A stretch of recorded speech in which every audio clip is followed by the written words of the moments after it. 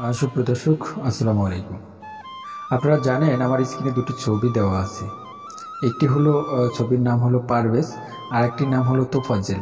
আপনারা সবাই জানেন যে কিছুদিন আগে অর্থাৎ 5ই আগস্টের পরে আমাদের এক ভাই তোফাজ্জেল, ওনাকে ক্ষুধার্ত ছিল উনি, ওনাকে ভাত চাওয়ার অপরাধে ওনাকে অনেক নির্মমভাবে মেরেছিল। খুব কষ্ট মর্মান্তিক ছিল এই ঘটনাটি।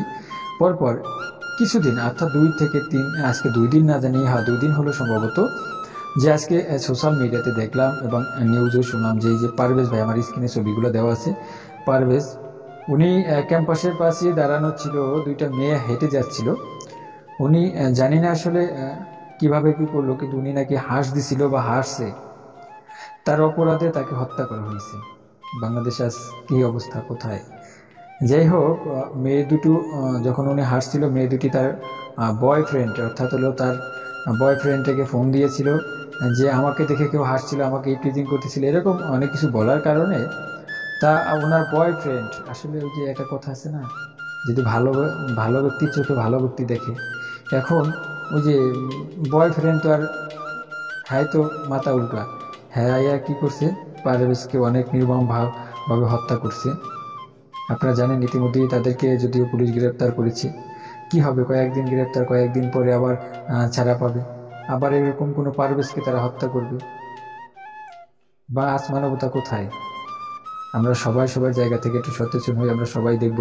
আসলে আমরা তো আসলে আমাদের প্রত্যেক জায়গা থেকে প্রত্যেকে যদি সতর্ক হয়ে আশা রাখি, এ ধরনের হত্যাকাণ্ড হবে না। আর বিশেষ করে মেয়েদের উদ্দেশ্যে আমার একটি কথা, আপনারা একটু সতর্ক থাকুন। কারণ একজন আপনাকে দেখে হাসতেই পারে, হয়তো তার ভালো লাগা থেকে একটা হাস দিতে পারে, না আপনার কোনো কোনো অঙ্গ বা কোনো ভেষভোজন দেখে আপনাকে হাস দিছে, সেটা আপনি উপরের লেভেলে যারা আছে, অর্থাৎ যদি ক্যাম্পাসে বসে দিয়ে থাকে কোনো প্রিন্সিপালকে আপনি বিচারটা দেন, তারা বিচার করবে। এই জন্য তো একটা মানুষের প্রাণ নিতে পারেন না। এখন বর্তমানে বিশেষ করে আমার মতো কিছু ছাত্ররা আছে যারা মনে করে যে বাংলাদেশটা আমাদের হাতের মুঠে, আমরা যেটা বলবো সেটাই হবে। এখন এটা যদি মনে হয় তাহলে তো কিছু করার নেই। তা আপনারা আপনার জায়গা থেকে প্রত্যেকে আমরা একটু মানবতা দেখানোর চেষ্টা করব। কারণ হাত পাও নিয়ে জন্ম নিলেই মানুষ কয় না, তার একটা কথা আছে।